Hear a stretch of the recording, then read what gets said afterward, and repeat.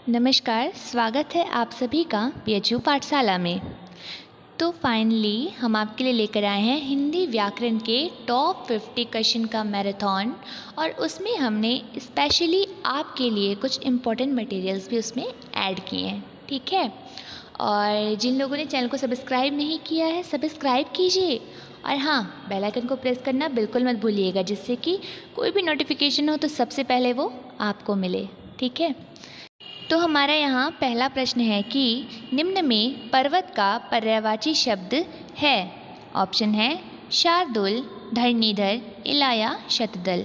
तो यहाँ पे करेक्ट आंसर हो जाएगा धरणीधर जो है वो पर्वत का पर्यायवाची शब्द है, ठीक है, क्योंकि शार्दुल जो है वो शेर का पर्यायवाची शब्द है, इला जो है वो पृथ्वी का पर्यायवाची शब्द है, एवं शतदल जो है वो आपका कमल का पर्यायवाची शब्द है, ठीक है।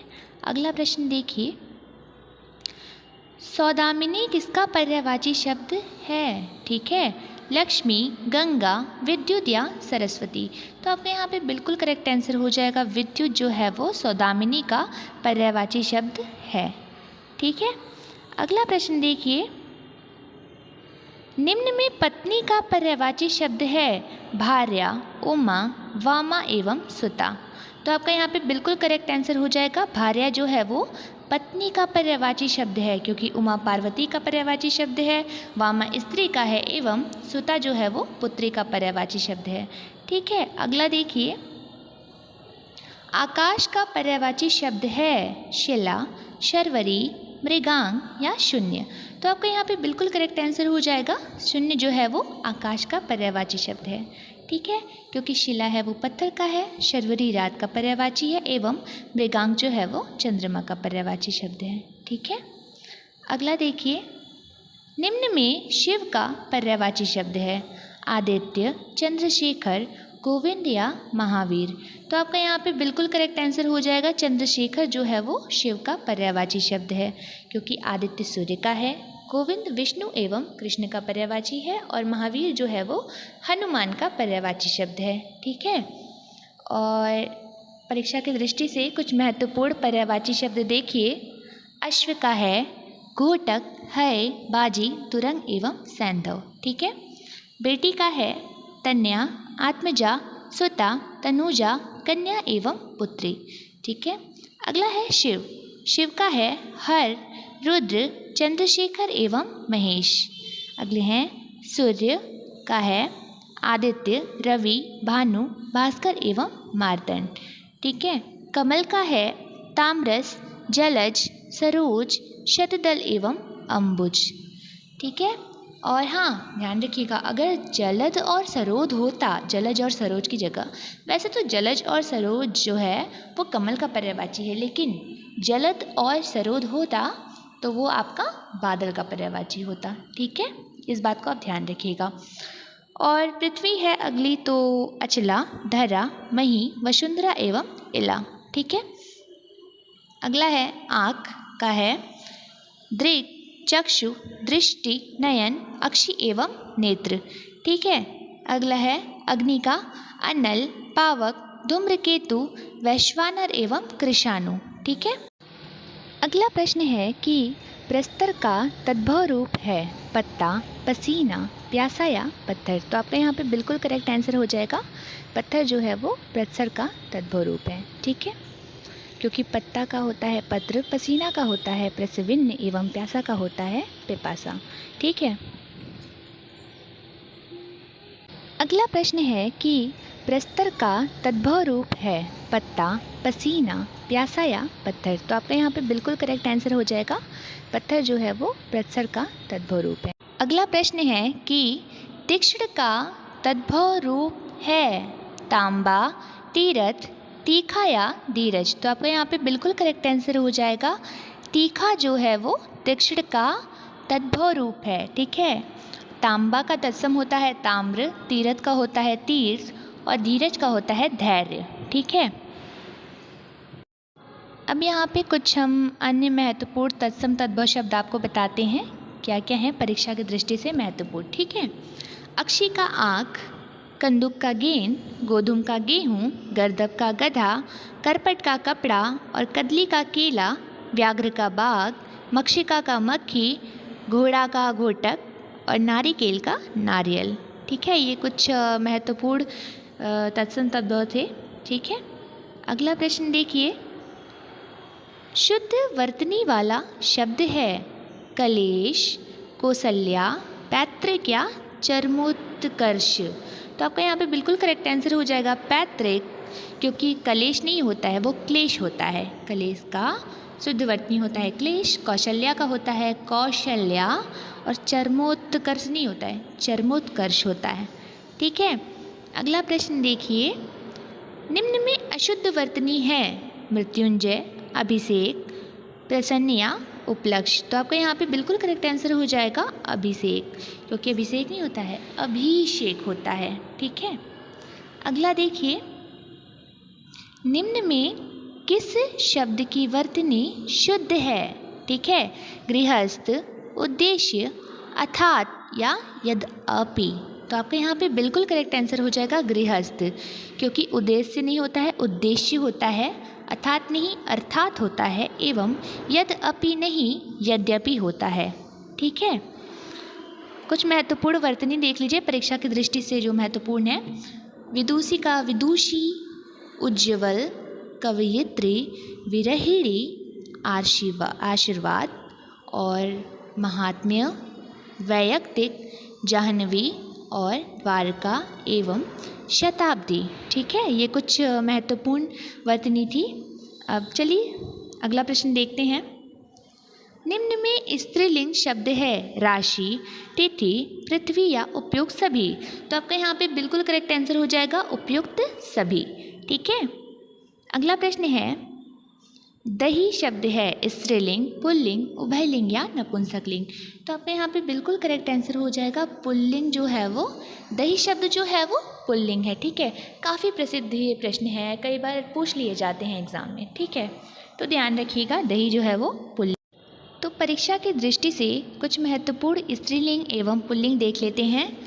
दाता, दाता का स्त्रीलिंग है दात्री, श्रीमान का है श्रीमती, क्षत्रिय का है क्षत्राणी, विधुर का है विधवा, नर्तक का है नर्तकी, कवि का है कवियत्री, नायक का होता है नायिका, लेकिन बाय मिस्टेक यहाँ पे टाइप हो गया है नायक, सॉरी, और इसका नायिका हो जाएगा। ठीक है, विद्वान का विदुषी, सत्यवान का सत्यवती, और बुद्धिमान का बुद्धिमती। ठीक है, अगला प्रश्न देखिए, यथाशक्ति में कौन सा समास है? द्वंद्व समास, द्विगु समास, अव्ययीभाव समास या तत्पुरुष समास। तो आपका यहाँ पे बिल्कुल करेक्ट आंसर हो जाएगा अव्ययीभाव समास है यथाशक्ति में, शक्ति के अनुसार, इसका विग्रह हो जाएगा शक्ति के अनुसार। ठीक है, और यथा पूर्व पद अव्यय है। ठीक है, जैसा कि मैंने आपको बताया, अव्यय वे शब्द होते हैं जिनके लिंग, वचन इत्यादि में कोई परिवर्तन नहीं होता है। ठीक है, वो जैसे हैं वैसे ही प्रयुक्त किए जाते हैं। ठीक है, अगला प्रश्न देखिए, दुर्जन में कौन सा समास है? बहुव्रीहि, द्विगु, अव्ययीभाव या कर्मधारय। तो आपका यहाँ पे बिल्कुल करेक्ट आंसर हो जाएगा कर्मधारय समास है दुर्जन में। ठीक है, दुष्ट है जो जन। ओके, अगला देखिए, निम्न में बहुव्रीहि समास का उदाहरण नहीं है। ठीक है, नहीं है पूछा है। ओके, अगला देखिए, लंबोदर, महात्मा, दशानन या नीलकंठ। तो आपका यहाँ पे बिल्कुल करेक्ट आंसर हो जाएगा महात्मा जो है वो बहुव्रीहि समास का उदाहरण नहीं है, क्योंकि महात्मा जो है वो कर्मधारय समास का उदाहरण है। जब हम महात्मा का विग्रह करेंगे तो महान आत्मा, विशेष्य विशेषण, ठीक है, कर्मधारय, पूर्व पद विशेषण और उत्तर पद विशेष्य। ठीक है, और विशेषण क्या करता है? विशेष्य की विशेषता बताता है। कैसी है आत्मा? कैसी है? महान है, जिनकी आत्मा महान है। ठीक है, अगला देखिए, शोकाकुल में कौन सा समास है? बहुव्रीहि, कर्मधारय, तत्पुरुष या द्विगु। तो आपको यहाँ पे बिल्कुल करेक्ट आंसर हो जाएगा तत्पुरुष समास है शोकाकुल, शोक से व्याकुल। ठीक है, क्या लगा है यहाँ पे? कारक चिन्ह लगी है। ठीक है, इसके विग्रह में। मृगनयनी में कौन सा समास है? द्विगु, द्वंद्व, तत्पुरुष या कर्मधारय। तो आपका यहाँ पे बिल्कुल करेक्ट आंसर हो जाएगा कर्मधारय, मृग के समान नैनों वाली। ठीक है, लेकिन हाँ, अगर यहाँ पे कर्मधारय नहीं होता, इसके स्थान पे यदि बहुव्रीहि होता तो यहाँ बहुव्रीहि समास होता। ठीक है, लेकिन यहाँ पे बहुव्रीहि नहीं है तो यहाँ पे कर्मधारय हो जाएगा। और बहुव्रीहि कैसे होता? क्योंकि जैसा कि हम सभी जानते हैं, बहुव्रीहि में अन्य पद की प्रधानता होती है, मृग के समान नैनों वाली अर्थात। ठीक है, तो यहाँ कर्मधारय होगा क्योंकि यहाँ बहुव्रीहि नहीं है। ठीक है, परीक्षा की दृष्टि से कुछ महत्वपूर्ण समास के उदाहरण देख लीजिए। त्रिभुवन, नवग्रह, चौराहा, तिमाही एवं पंचमुख, इसमें हो गया आपका द्विगु समास। ठीक है, आजकल, माता पिता, पाप पुण्य और अन्न जल, इसमें हो गया आपका द्वंद्व समास। ठीक है, गुणयुक्त, युद्धभूमि, गंगा जल, आत्मनिर्भर एवं सेनापति, इसमें हो गया आपका तत्पुरुष समास। लंबोदर, पीताम्बर, पंचानन, नीलकंठ एवं चतुरानन में हो गया आपका बहुव्रीहि समास। दुर्जन, महात्मा, महाकाव्य, नीलकमल एवं श्याम सुंदर में हो गया आपका कर्मधारय समास। एवं प्रतिदिन, यथाक्रम, आजन्म एवं अनुकूल में हो गया आपका अव्ययीभाव समास। ठीक है, ये परीक्षा की दृष्टि से अत्यंत महत्वपूर्ण उदाहरण है। ठीक है, अगला प्रश्न देखिए, दुह बल का सही संधि है। ठीक है, दो बल में सही संधि कौन सी होगी इसकी संधि करने से? तो दुर्बल हो गया सही और विसर्ग संधि है इसमें। ठीक है, अगला देखिए प्रश्न, सदैव का सही संधि विच्छेद है। सदा, धन, एव, सदैव, वृद्धि संधि। ठीक है, और एक का ए हो जाता है। ठीक है, अगला देखिए प्रश्न, सदाचार में कौन सी संधि है? वृद्धि संधि, गुण संधि, व्यंजन संधि या विसर्ग संधि? तो आपका यहाँ पे बिल्कुल करेक्ट आंसर हो जाएगा, सदाचार में व्यंजन संधि है। सत, धन, आचार, सदाचार। ठीक है, सूर्योदय में कौन सी संधि है? वृद्धि, गुण, यड़ या व्यंजन? तो आपका यहाँ पे बिल्कुल करेक्ट आंसर हो जाएगा गुण संधि, सूर्य, धन, उदय। ठीक है, सूर्योदय।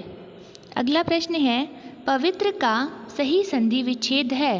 पह, धन, इत्र, पो, धन, त्र, पव, धन, इत्र या पो, धन, इत्र? तो आपका यहाँ पे बिल्कुल करेक्ट आंसर हो जाएगा पो, धन, इत्र, अयादि संधि। ठीक है, तो परीक्षा की दृष्टि से कुछ महत्वपूर्ण संधियों के उदाहरण देख लीजिए। हिमालय, विद्यालय, हरीश, भानुदय, लघुर्मी, पितृण आदि में है आपकी दीर्घ संधि। ठीक है, सुरेंद्र, सूर्योदय, महोत्सव, महोदय एवं महर्षि आदि में है आपकी गुण संधि। ठीक है, सदैव, मतैक्य, महेश्वर्य, वनौषधि, परमौषधि आदि में है आपकी वृद्धि संधि। और यद्यपि, इत्यादि, स्वागत, पित्रानुमति आदि में है आपकी यड़ संधि। नयन, नायक, पवन एवं पावक आदि में है आपकी अयादि संधि। वाङ्मय, जगन्नाथ, सज्जन, उल्लास एवं अहंकार आदि में है आपकी व्यंजन संधि। निष्कपट, मनोहर, दुर्जन, निश्चल, अनुच्छेद आदि में है आपकी विसर्ग संधि। ठीक है, ये बहुत ही महत्वपूर्ण उदाहरण हैं जो कि इसमें से अगर आप इसे ध्यान से पढ़ लें तो इसमें से आपका फंस जाएगा।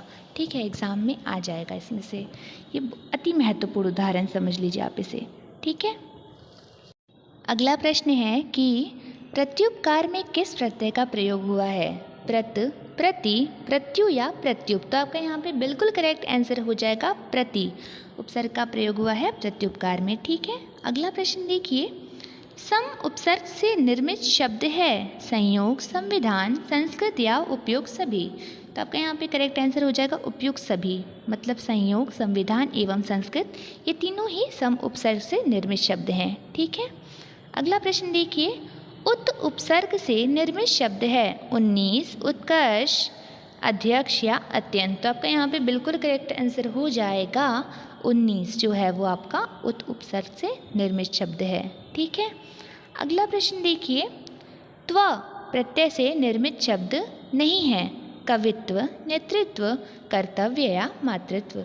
तो आपका यहाँ पे बिल्कुल करेक्ट आंसर हो जाएगा कर्तव्य जो है आपका त्व प्रत्यय से निर्मित नहीं है। बाकी कवित्व, नेतृत्व एवं मातृत्व तीनों में ही आपके त्व प्रत्यय का प्रयोग हुआ है। ठीक है, अगला प्रश्न है, महीप शब्द में किस प्रत्यय का प्रयोग हुआ है? प, आप, इप या आयप? तो आपका यहाँ पे बिल्कुल करेक्ट आंसर हो जाएगा इप, महीप। ठीक है, महीप में आपका इप प्रत्यय का प्रयोग हुआ है। ठीक है, अन्य महत्वपूर्ण उपसर्ग एवं प्रत्यय हम देख लेते हैं। पहला है अन्य महत्वपूर्ण उपसर्ग, देखिए उसकी उदाहरण। पहला है आपका अति उपसर्ग से अतिरिक्त, अत्यंत, अत्याचार, अतिक्रमण एवं अतिशय शब्द बने हैं। दूसरा है अधि उपसर्ग, अधि उपसर्ग से अधिकरण, अधिराज, अध्यात्म, अध्यक्ष एवं अधिकार शब्द बने हैं। ठीक है। तीसरा है निपात, निवास, निमग्न एवं निषाद और निषेध आपके शब्द बने हैं नि उपसर्ग से। ठीक है। प्रति उपसर्ग है उसके बाद, प्रतिपालन, प्रतिज्ञा, प्रत्येक, प्रतिगृह एवं प्रतिद्वंदी शब्द बने हैं आपके प्रति उपसर्ग से। ठीक है। पराजय, पराक्रम, पराभव, परामर्श एवं पराभूत शब्द बने हैं आपके परा उपसर्ग से। और संग्रह, संन्यास, संयोग, संस्कृत एवं संतोष ये शब्द बने हैं आपके सम उपसर्ग से। ठीक है, ये बहुत महत्वपूर्ण उदाहरण है उपसर्ग के। अब प्रत्यय का देखते हैं। इक प्रत्यय से बना है शब्द वैयक्तिक, आर्थिक, धार्मिक एवं वार्षिक। ठीक है। इन प्रत्यय से बना है ग्रामीण, नवीन, प्राचीन एवं कुलीन। ठीक है। ई प्रत्यय से बना है दर्शनीय, स्वर्गीय, जातीय या भारतीय। ठीक है। ता प्रत्यय से बना है मानवता, कुशलता, उत्कृष्टता एवं एकता। त्व प्रत्यय से बना है लघुत्व, प्रभुत्व, नारित्व, व्यक्तित्व एवं महत्व। आई प्रत्यय से बना है पढ़ाई, लड़ाई, रुलाई, लिखाई एवं पिटाई। ठीक है। आइन प्रत्यय जो होता है उससे बना है पंडिताइन, ठकुराइन, चौधराइन, नाइन। तो जैसे आपसे पूछ दिया जाता है अगर तो प्रत्यय से निर्मित शब्द कौन सा है या आपका व्यक्तिक में किस प्रत्यय का प्रयोग हुआ है, तो ये आप बहुत ही आसानी से बता लेंगे। ठीक है, इसे ध्यान से पढ़ लीजिएगा आप। ठीक है। अगला प्रश्न है अधिक बढ़ा चढ़ाकर कहना, इसके लिए एक शब्द क्या होगा? तो आपका करेक्ट आंसर हो जाएगा अतिशयोक्ति, क्योंकि अजर जो है जिसे कभी बुढ़ापा ना आए, अवैध होता है कानून के विरुद्ध जो कार्य हो, अकिंचन होता है जिसके पास कुछ भी न हो। ठीक है। अगला प्रश्न देखिए, आरंभ से अंत तक वाक्यांश के लिए एक शब्द क्या होगा? अथाह, अनुपम, अद्योपांत या अस्पृश्य। तो आपके यहाँ पे बिल्कुल करेक्ट आंसर हो जाएगा अद्योपांत। ठीक है, क्योंकि अथाह होता है जिसकी गहराई का पता न हो, अनुपम होता है जिसकी उपमा न की जा सके, और अस्पृश्य होता है जिसे स्पर्श न किया जा सके। ठीक है। अगला प्रश्न है जिसका कोई शत्रु न हो उसे क्या कहेंगे?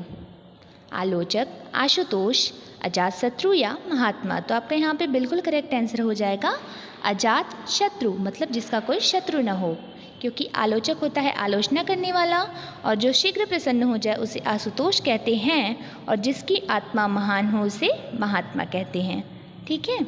अगला प्रश्न है शुद्ध आत्मा वाला, इसके लिए एक शब्द क्या होगा? सर्वज्ञ, शुद्धोधन, स्वयंभू या युधिष्ठिर। तो आपके यहाँ पे बिल्कुल करेक्ट आंसर हो जाएगा शुद्धोधन।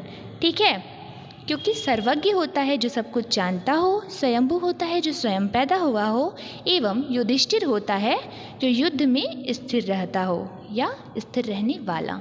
ठीक है। अन्य महत्वपूर्ण वाक्यांशों के लिए एक शब्द जो कि परीक्षा की दृष्टि से बहुत महत्वपूर्ण है, तो वो देखिए, जो जन्म से अंधा हो उसे जन्मांध कहते हैं, जो दोनों हाथों से तीर चलाता हो उसे सव्यसाची कहते हैं, जिस स्त्री ने कभी सूर्य को ना देखा हो उसे असुरपश्या कहते हैं, तत्काल जो कविता रच दे, ठीक है, उसे आशु कवि कहते हैं, मतलब तत्काल कविता करने वाला कवि को आशु कवि कहते हैं, जिसके समान कोई दूसरा न हो उसे अद्वितीय कहते हैं, आत्मा एवं ईश्वर से जो संबंधित होता है उसे आध्यात्मिक कहते हैं। ठीक है। और गोद लिए हुए पुत्र को दत्तक कहते हैं। कई बार आपने सुना भी होगा दत्तक पुत्र। ठीक है, मतलब गोद लिया हुआ पुत्र। अगला प्रश्न देखिए, आँख उठाकर ना देखना मुहावरे का सही अर्थ है बहुत प्यारा होना, तिरस्कार करना, अत्यंत लज्जित होना या खूब याद रखना। तो आपका यहाँ पे बिल्कुल करेक्ट आंसर हो जाएगा तिरस्कार करना, मतलब आँख उठाकर ना देखना। ठीक है। अगला प्रश्न है खेत आना मुहावरे का सही अर्थ है भेद छिपाना, एकमात्र सहारा, वीर गति प्राप्त करना या बिना प्रयास के लाभ पाना। तो आपका यहाँ पे बिल्कुल करेक्ट आंसर हो जाएगा वीर गति प्राप्त करना। ठीक है, परीक्षा की दृष्टि से कुछ महत्वपूर्ण मुहावरे देखिए। डिंग हाँकना मतलब गाल बजाना, अंग अंग खिलना मतलब प्रसन्न हो जाना, अंधे की लाठी होना मतलब एकमात्र सहारा होना, ओखल में सिर देना मतलब खुद ही जोखिम लेना, बांसुं उछलना मतलब अत्यधिक प्रसन्न होना, ठीकरा फोड़ना मतलब दोष लगाना और नाक पर सुपारी तोड़ना मतलब बहुत परेशान होना। ठीक है, अगला प्रश्न है आपका, वीरों का हो कैसा वसंत, इसमें कौन सा रस है? श्रृंगार रस, वीर रस, करुण रस या हास्य रस। वीरों का हो कैसा वसंत, उत्साह की भावना आ रही है ना ये पंक्ति सुनकर, तो वीर रस। ठीक है, वीर रस का स्थायी भाव होता है उत्साह। ठीक है, अगला प्रश्न देखिए, हे खग मृग हे मधुकर श्रेणी तुम देखी सीता मृग नयनी, इसमें कौन सा रस है? ठीक है, करुण रस, हास्य रस, वीर रस या वात्सल्य रस। हे खगमृग हे मधुकर श्रेणी तुम देखी सीता मृग नयनी, मतलब जो प्रभु श्री राम होते हैं वो अपनी अर्धांगिनी जो हैं आपकी सीता जी, उन्हें वो ढूंढते हैं। ठीक है, तो इसमें करुण रस होगा। ठीक है, करुण रस।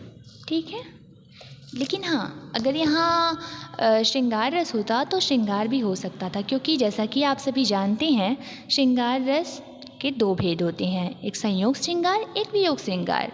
ठीक है, जिसमें नायक नायिका के मिलन का वर्णन होता है उसे संयोग, और जिसमें मिलन का अभाव होता है उसमें वियोग श्रृंगार होता है। ठीक है, तो यहाँ पे अभाव है ना, सीता राम से दूर हैं, राम सीता को ढूंढ रहे हैं। ठीक है, यहाँ मिलन नहीं हो रहा है, यहाँ मिलन का अभाव है। तो यहाँ पे अगर आपके ऑप्शन में होगा श्रृंगार तो श्रृंगार भी सही माना जाएगा।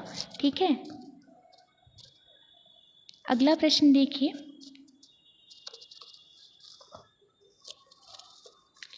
तरनी तनुजा तट तमाल तरुवर बहु छाए, पंक्ति में कौन सा अलंकार है? यमक अलंकार, अनुप्रास अलंकार, उपमा अलंकार या रूपक अलंकार। तो यहाँ पे आपका बिल्कुल करेक्ट आंसर हो जाएगा अनुप्रास अलंकार।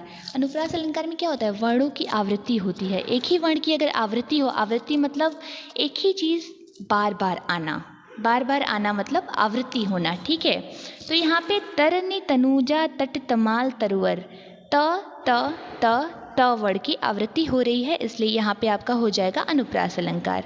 अगला प्रश्न देखिए, सीमुख सुंदर चंद्र समान, पंक्ति में कौन सा अलंकार है? उत्प्रेक्षा, उपमा, रूपक या मानवीकरण। तो आपका यहाँ पे बिल्कुल करेक्ट आंसर हो जाएगा उपमा। अब उपमा कैसे होगा, क्योंकि उपमा अलंकार का क्या परिभाषा होती है? साधारण वस्तु की तुलना किसी प्रसिद्ध वस्तु से की जाती है। ठीक है, तो यहाँ सीता का मुख, सीता के मुख की तुलना उस चंद्रमा से की जा रही है, उस प्रसिद्ध चीज़ से की जा रही है। ठीक है, चंद्रमा अत्यंत प्रसिद्ध चीज़ है, उससे सीता के मुख की तुलना की जा रही है। ठीक है, सी मुख सुंदर चंद्र समान, तो इसमें हो जाएगा आपका उपमा अलंकार। ठीक है, अगला प्रश्न देखिए, कोई किस प्रकार का सर्वनाम है? प्रश्नवाचक, गुणवाचक, भाववाचक या अनिश्चयवाचक। कोई, किसी, निश्चित नहीं है ना ये, मतलब किसी का नाम लेके तुम नहीं कह रहे हैं कि हाँ ये ही, इसमें कहा जा रहा है कोई, तो कोई हो गया आपका अनिश्चयवाचक। ठीक है, निश्चित नहीं होता है। अगला प्रश्न है, निम्न में जातिवाचक संज्ञा नहीं है, फूल, रामायण, वृक्ष या मनुष्य। ठीक है, तो आपका यहाँ पे करेक्ट आंसर हो जाएगा रामायण जो है वो जातिवाचक संज्ञा नहीं है। ठीक है, फूल, वृक्ष एवं मनुष्य, ठीक है, ये जाति का बोध कराते हैं, इसलिए इनमें जातिवाचक संज्ञा होती है, एवं रामायण जातिवाचक संज्ञा नहीं है क्योंकि यह एक व्यक्तिवाचक संज्ञा है। ठीक है, अगला देखिए, मीठा शब्द से भाववाचक संज्ञा बनती है, मिठा, मिठास, मिट्ठू या मिठाई। तो आपका यहाँ पे बिल्कुल करेक्ट आंसर हो जाएगा मिठास। ये भी अति महत्वपूर्ण प्रश्न है, अक्सर ही पूछ दिया जाता है। तुम बाहर मत निकलो, यह किस प्रकार का वाक्य है? प्रश्नवाचक, आज्ञार्थक, विधिवाचक या इच्छाबोधक। तो तुम बाहर मत निकलो उसे कहा जा रहा है। ठीक है, उसे एक ऑर्डर दिया जा रहा है। ठीक है, उसे एक आज्ञा दी जा रही है कि बाहर मत निकलो। ठीक है, तो यहाँ पे आज्ञार्थक हो जाएगा, तुम बाहर मत निकलो, आज्ञार्थक। अगला एवं अंतिम प्रश्न है, आज वह आ सकता है, यह किस प्रकार का वाक्य है? इच्छावाचक, संदेहवाचक, संकेतवाचक या विस्मयबोधक? आज वह आ सकता है, आज वह आएगा नहीं, ठीक है, कंफर्म नहीं है कि वो आएगा, वो आ सकता है, हम डाउट में हैं, ठीक है, तो इसलिए यहाँ पे हो जाएगा आपका संदेहवाचक। ठीक है, संदेह है कि वो आ सकता है, अब हमें कंफर्म पता नहीं है ना कि वो आएगा नहीं आएगा, हमने एक अंदाज़ा लगा लिया कि हाँ वो आज आ सकता है। ठीक है, तो इस तरह से हमारे यहाँ पे 50 महत्वपूर्ण हिंदी व्याकरण के प्रश्न कंप्लीट होते हैं। ठीक है, और वीडियो अच्छी लगी हो तो वीडियो को लाइक कीजिएगा, और जैसा कि मैंने आपसे कहा चैनल को सब्सक्राइब कर लीजिए अगर नहीं किया है तो। ठीक है, क्योंकि आगे आपकी एंट्रेंस से रिलेटेड बहुत सारी अपडेट आएंगी, एंट्रेंस काउंसलिंग वगैरह इन सब से रिलेटेड, तो आपको कैसे अपडेट मिलेगी?